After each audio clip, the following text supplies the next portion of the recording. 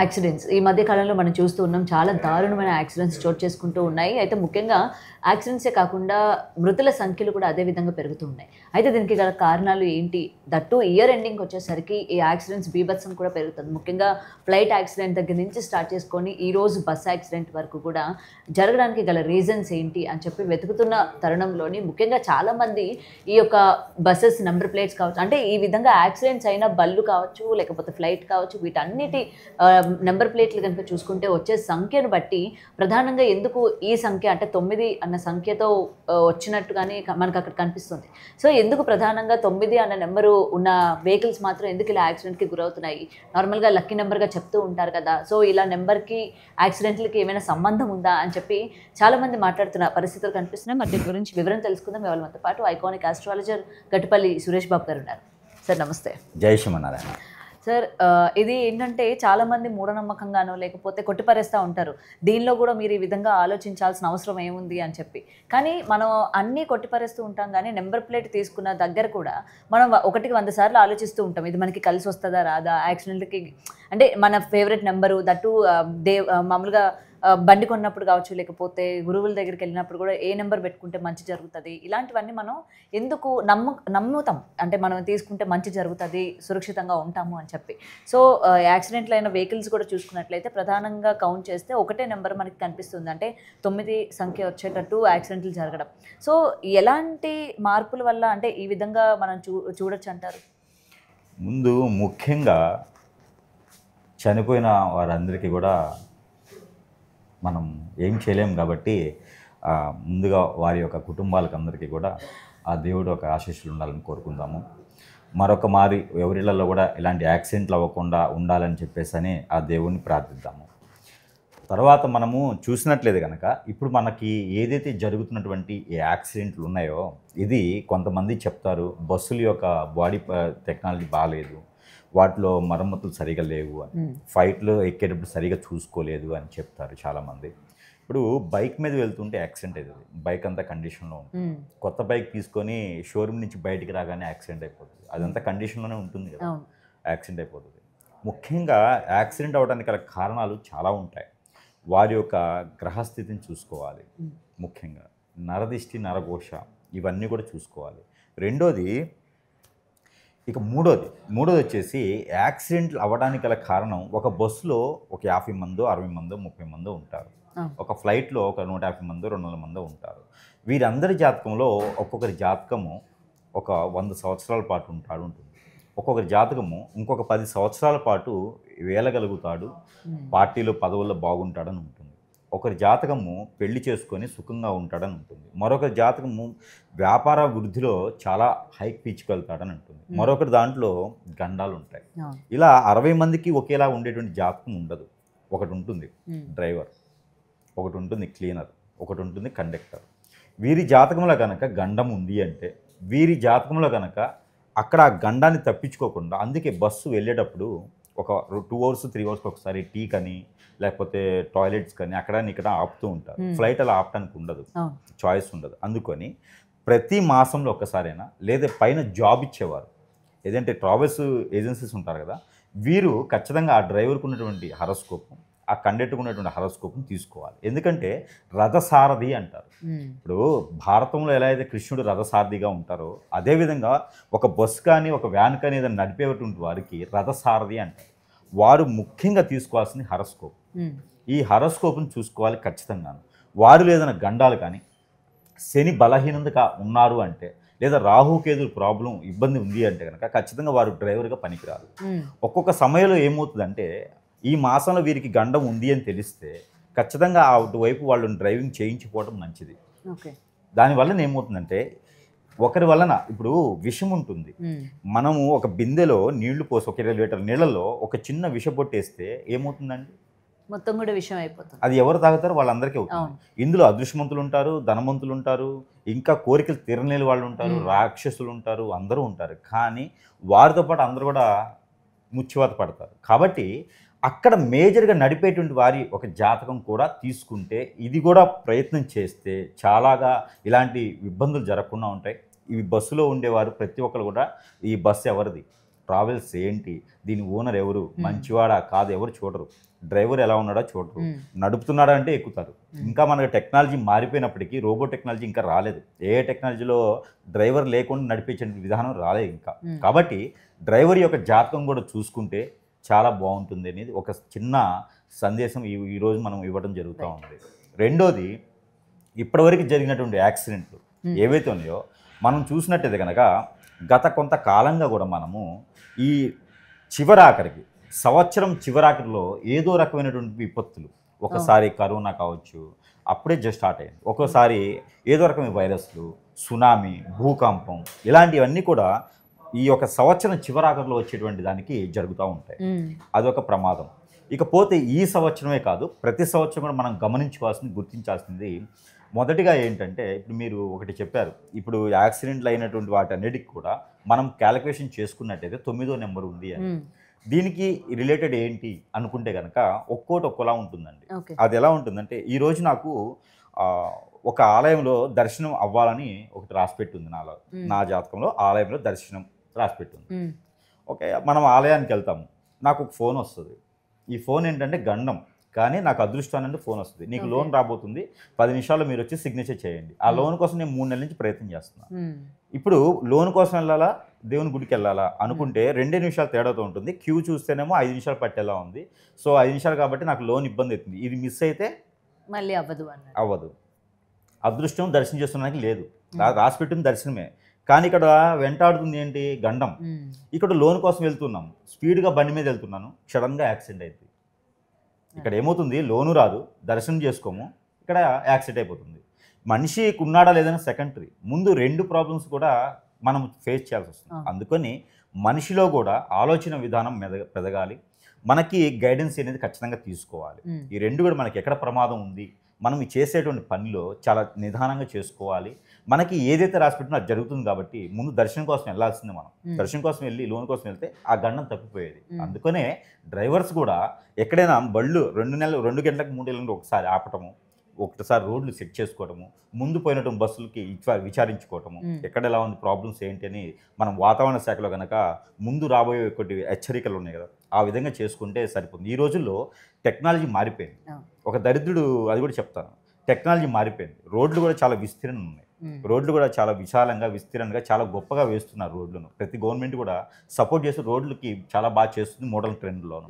ఇలాంటి దానికి ఒక దరిద్రుడు అంటాడు పొలిటీషియను, ఈ విషయానికి యాక్సిడెంట్ అని చెప్పి వాళ్ళ దగ్గరికి పెడితే రోడ్డు చాలా బాగా వేస్తున్నాము, అలా వేయకూడదు, గుంతల రోడ్లు ఉంటేనే సరిపోతుంది అని చెప్పేసి అనే స్టేట్మెంట్ ఇచ్చినాడు ఒక దరిద్రుడు. అది ఏంటో నాకు అర్థం కాదు. రోడ్లు ఉండాలి కదా, రోడ్డు లేకుండా వాడు ఎలా వెళ్తాడు, వాడి ఇంట్లో వాడికి ప్రెగ్నెన్సీ వచ్చిన రోడ్డు మీదకి వెళ్తాడు. అవన్నీ కూడా మనం ఆలోచించిన అవసరం లేదు. ఇకపోతే నంబరు మీరు అన్నట్టుగానే ఇప్పుడు ఇక్కడ మనం అన్ని నెంబర్స్ క్యాలిక్యులేషన్ చేసుకోవాలి. ఒక బస్సుకైనా ఫ్లైట్కైనా మనం తీసుకున్నట్టయితే కనుక ఈ 9వ నెంబర్ రావడం అనేది కరెక్టే, మీరు అన్నది అది లక్కీ నెంబర్గా తీసుకుంటారు కొంతమంది.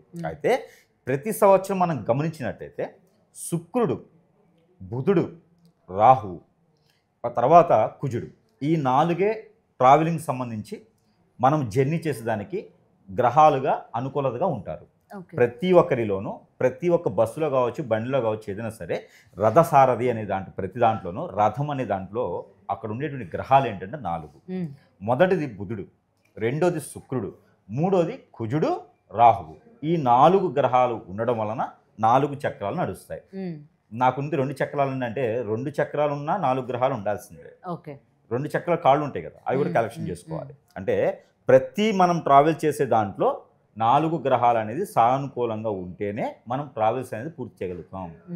ఇదొకటి. అందుకనే మనకు ఏదైనా పని చేసేటప్పుడు రాహుకాలంలో పని చేయొద్దు అని చెప్తారు. ప్రతిరోజు రాహుకాలం అనేది ఉంటుంది, 1.5 అవర్ ఉంటుంది. అంటే 3 విఘడిలు అంటారు, అంటే 3 లగ్నాల పరిమాణంలో వచ్చేటువంటి కాలాన్ని రాహుకాలం అంటారు. ఆ కాలంలో దీపం వెలిగిస్తే కూడా మనకి మంచి జరుగుతుంది అని. అలాంటిది మనం వెళ్తే మనకి దీపం వెలిగిస్తారు. అంటే బయటికి ఏ పని మీద వెళ్తే మంచి పని మీద రాహుకాలంలో పూర్తి చేయడానికి కానీ, ఎక్కడైనా దూర ప్రయాణాలు చేయడం కానీ రాహుకాలంలో బయలుదేరకూడదు. అక్కడ 1 కోటి రూపాయలు కాదు, 100 కోట్లు వచ్చినటువంటి విషయం అయినా సరే రాహుకాలంలో బయలుదేరకూడదు. ఇదొకటి. అందుకని రాహుకాల సమయం అంటారు. రాహుకాల సమయం అంటే అంత గొప్పదనమాట. రాహుకాలంలో ఏమైందంటే మనకి తెలియకుండా మనలోని ఆవేశం జనరేట్ అయిపోతుంది, ఆలోచన ఉండదు. ఎక్కడైనా బస్సు వెళ్తుండి వెనక వచ్చేసి ఆన్ డ్రైవర్ని కొట్టారనుకో మనకి ఇరిటేషన్ వస్తుంది, ముందు ఎవరన్నా ఓవర్టేక్ చేయాలనిపిస్తుంది. ఈ ఓవర్టేక్ చేసే సమయంలో వెనక వచ్చేవాడు గుద్దేయచ్చు, పక్కన వచ్చేవాడు రైట్ రావచ్చు. ఎందుకంటే మనలో ఉన్నటువంటి రాహు ప్రభావం అంత చూపిస్తుంది. ఓకే, అవి ఈ నెంబర్ల మీద కూడా చూపిస్తాయి అంటారా? ఖచ్చితంగా. ఇప్పుడు మీరు చెప్పినటువంటిది ఏదైతే ఉందో రాహు అనే దానికి 7 నెంబరు అధిపతి, ఓకే, రవి 1వ నెంబర్కి అధిపతి. ఇప్పుడు దాంతోపాటు ఏమైందంటే 9వ నెంబర్, ఈ 9వ నెంబర్ కానీ 5 నెంబర్ కానీ, 5 నెంబర్ అంటే బుధుడితో సమానం, ఈ 9వ నెంబర్ శుక్రుడు. ఈ నెంబర్స్ ప్రభావితం ఎలా ఉంటుందంటే అక్కడ ఈ నెంబర్స్ మనం ఎక్కడ చూడాల్సి వస్తుందంటే ఒక గ్రహం మరో గ్రహానికి కలిసినప్పుడు ఈ నెంబర్స్ యొక్క స్ట్రాస్ అవుతుంది. ఇప్పుడు ఆకాశంలో మేఘామృతం అయినప్పుడు ఒక మేఘం ఇంకొక మేఘాన్ని కలిసినప్పుడు మనకి ఉరుములా వస్తుంది చూసారా, మెరుపు ఉరుములు వస్తుంది. అదేవిధంగా ఒక్కొక్క నెంబర్ ఒక్కొక్క స్థానంలోకి వచ్చినప్పుడు ఆ ఒక గ్రహస్థితిని బట్టి అక్కడ స్ట్రాస్ అవుతుంది. ఆ స్ట్రాస్ అయినప్పుడు మన జాతకంలో కూడా అలాంటి గ్రహాలు ఉచ్చంలో ఉన్నాయా చూసుకోవాలి, లోతులో ఉన్నాయో చూసుకోవాలి. ఇప్పుడు మరణించిన వాళ్ళు ప్రతి ఒక్కరి దాంట్లో రాహు ప్రభావితం ఎక్కువ ఉంది. వారికి మరణించిన ప్రతి ఒక్కరి దాంట్లో రాహు ప్రభావితం ఎక్కడన్నా ఉండాలి, లేకపోతే శుక్రుడు తక్కువలోనే ఉండాలి. ఒక గ్రహానికి 360 డిగ్రీస్ ఉంటాయి. ఈ 360 డిగ్రీస్లో ఏ గ్రహం వారిలో ఉచ్చంగా ఉందో, ఏ గ్రహం వారిలో తక్కువగా ఉందో చూసుకోవాలి. ఇవన్నీ కూడా ప్రభావితం అనేది ప్రతి మనిషి మీద చూపిస్తాయి. ముఖ్యంగా ఆ ఒక దాంట్లో బస్సు యాక్సిడెంట్లో డ్రైవరు బతికున్నారు, దాంట్లో అందరూ చనిపోయినారు, 23 మంది చనిపోతే డ్రైవర్ బతుకున్నాడు. అక్కడ అర్థమైంది అంటే వాడి జాతకం బాగానే ఉంది, కానీ వాడి జాతకం ఎదుటోళ్ళని చంపమని ఉంది, ఎదుటోళ్ళని చంపమని వాడి జాతకం ఉంది. అదే రౌడీ జాతకం అనమాట. అంటే ఒకప్పుడు నరకాసురుడు ఉండేవారు కదా, అలాంటి జాతకం అనమాట వాడిది. అలాంటి జాతకం ఉన్నప్పుడు ఏమవుతుందంటే అక్కడ వాడి 4వ ఇంట్లో 4వ స్థానంలో శని కానీ 6వ స్థానంలో శని ఉంటూ దానికి బుధుని యొక్క ఆధిత్యం ఉంటే కనుక వాడు బతుకుతాడు. ఇంకా వాడు అనుభవించేది ఉంది అని భయభ్రాంతులే బతుకుతాడు. ఇంకా ఇవన్నీ చూసుకున్నాడు కదా, ఇక జీవితంలో ఎదగలేడు, ముందుకు వెళ్ళలేడు అనమాట. ఈ భయాన్ని బతుకున్నంతకాలం ఉంచుతాడు. అట్లానే వీరికి మాత్రం చంపేస్తుంది. 4వ స్థానం కానీ 6వ స్థానం కానీ బుధుడు ఉంటే ఎదుటి వాళ్ళని చంపడానికి పనికి వస్తాడు, వాడికి వాడు చావలేడు. కాబట్టి అందుకనే డ్రైవర్స్ జాతకం కూడా పరిశీలన చేసుకోవాలి. ఒకటి ఈ నెంబర్స్ అయితే మాత్రము. మరొక విషయం ఈ సందర్భంగా ఏంటంటే ప్రతి సంవత్సరం కూడా ఆగస్టు మాసం తర్వాత శుక్రుడు మనకి ఆగస్టు మాసం తర్వాత శుక్రుడు వచ్చేసి సింహరాశి నుంచి డగ్గులోకి వస్తాడు. సింహరాశి నుంచి 44 రోజులకి 38 నుంచి 41 రోజులకి సింహరాశిలోకి వస్తాడు. తర్వాత కన్యరాశికి వస్తాడు, తులారాశికి వస్తాడు. వృశ్చిక రాశికి వచ్చినప్పుడు ఇంకా యాక్సిడెంట్లు ఎక్కువ అవుతాయి. ఇప్పుడు అంటే అది ఎన్నో నెలలకు అంటారు అంటే అదే అంటున్నా. ఇప్పుడు ప్రతి సంవత్సరం కూడా ఈ శుక్రుడు అనేటువంటి గ్రహము మనకి స్టార్టింగ్ వచ్చేసి సింహరాశి, ఈ సింహరాశి నుంచి కూడా 44 రోజులకు మారుతూ వస్తాడు. అది ఆగస్టులో జరుగుతుంది ఆ పరిమాణం. ఆగస్టు నుంచి మనకి 40 రోజులు అంటే సెప్టెంబర్లో కన్యరాశిలో ఉంటాడు. సెప్టెంబర్ అక్టోబర్ మాసాల్లో కన్యరాశిలో ఉంటాడు. తర్వాత తులారాశికి వస్తాడు. తులారాశి నుంచి వృశ్చిక రాశి. ఈ వృశ్చిక రాశి వచ్చేప్పటికి ఇంకా యాక్సిడెంట్లు ఎక్కువ అవడం, విపత్తులు ఎక్కువ అవడం జరుగుతుంది. దీని తర్వాత మకర రాశిలోకి వస్తాడు. మకర రాశికి వచ్చినప్పుడు అన్ఎక్స్పెక్టెడ్గా మరణాలు ఎక్కువ అవుతాయి. దాన్ని మనకి పితృదోషాల వల్ల మరణాలు అంటారు.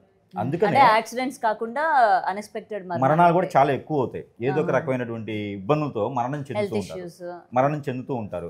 ఈ శుక్రుడు మకర రాశికి వచ్చేటప్పటికి మరొకటి ఏంటంటే ఈ శుక్రుడు వచ్చే టయానికి డిసెంబర్ 15 నుంచి మనకి శుక్రుడు ఒకటే కాకుండా రవి భగవానుడు వస్తాడు అక్కడికి. ప్రతి సంవత్సరం కూడా రవి భగవానుడు కూడా మకర రాశికి వస్తాడు. అందుకే మకర సంక్రాంతి అని చెప్పి చేస్తారు కదా.